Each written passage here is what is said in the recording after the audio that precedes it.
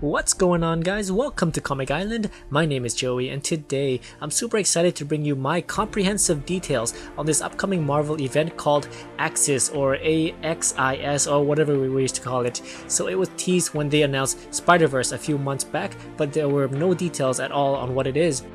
Many of us already guessed that the Avengers and the X-Men are involved somehow, and in the last few days we got a lot of details on the plot and potential story. We also have the big players on this event.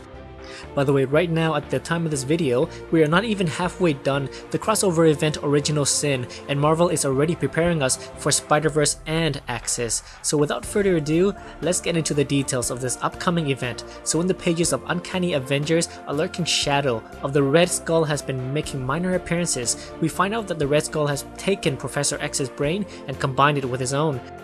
Red Skull now potentially has access to Xavier's mutant powers of telepathy. As we may know, Xavier arguably is the greatest telepath in the world, so can you imagine his powers in the hands of one of the darkest, most evil villains out there?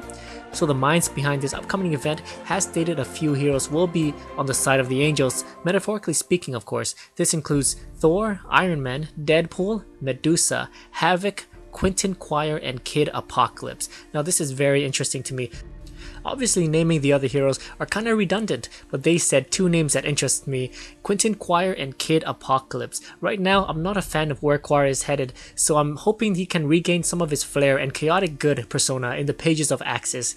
Now the second name that popped out to me is Kid Apocalypse. The writers have tried to rename Evan as Genesis, but I don't think that name was too popular. I much rather prefer Kid Apocalypse. This bit of info also tells me that we won't see Evan turn to the dark side till after this year, since we know he will be on the hero side.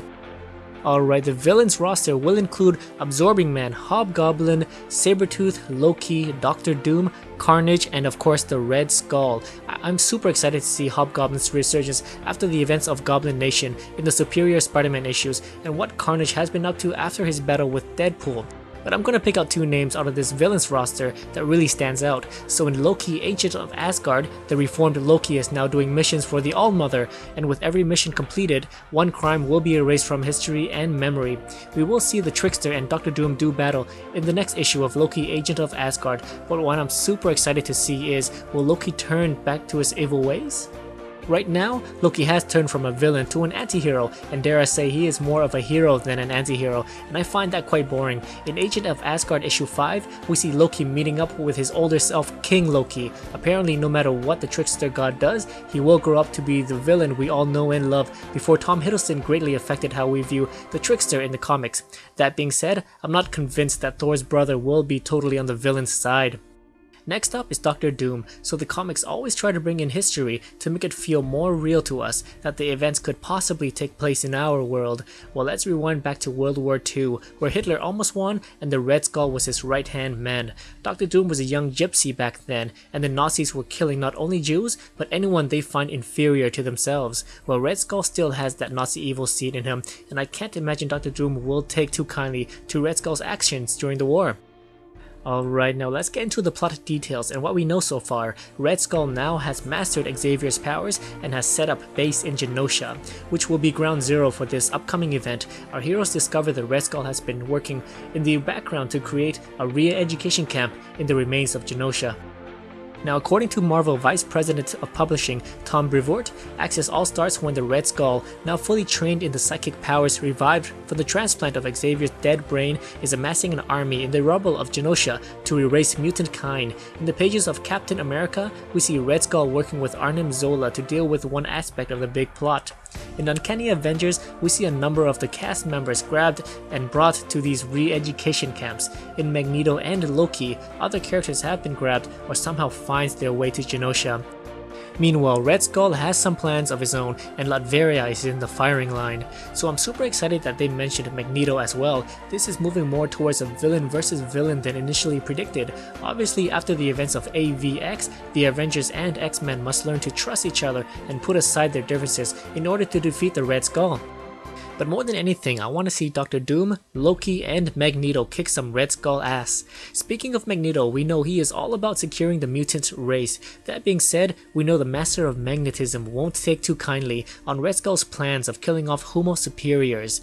Now the last thing I want to point out is the image of Red Skull in Onslaught's armor. Now for all the new comic book fans, Onslaught was a supervillain that was created when Magneto and Xavier somehow telepathically combined. Think of him as the evil child of Eric and Xavier. Obviously Onslaught was defeated and we never got to see him utilized much after the event. Onslaught was the main supervillain that got me heavily invested into comic books since he was the main bad guy in an old arcade game I used to play called Marvel vs. Capcom. I love this game and I wanted to find out who this baddie was, so I picked up a few issues and began reading. So that being said, I was quite disappointed that Onslaught was never properly utilized again. So what can this mean for our heroes if Red Skull somehow has access to parts of Onslaught's powers? So this late 2014 event will kick off this October with the first act called Red Supremacy. Havoc and Scarlet Witch will be big players during this event, but will they only be in Act 1 or throughout the series? This we don't know yet. Series writer Rick Remender and Marvel Senior Vice President of Publishing Tom Brevoort has confirmed that Red Skull's primary nemesis, Captain America, will be a major player during Axis. As for Act 2, the Amazing Spider-Man will be center stage and will confront the Hobgoblin. Tom Brevoort has confirmed that the original villain would be Green Goblin, but Marvel has other plans for him, so they did quick color change and has now replaced him with the Hobgoblin. I wonder why they couldn't just Photoshop Green Goblin out and put the Hobgoblin in. This is kinda sloppy work if you ask me. So thank you so much for watching my comprehensive preview for Axis. Are you excited for this upcoming event? Please let me know in the comments below. And of course, if you enjoyed this video, please like, subscribe, and I'll see you next time.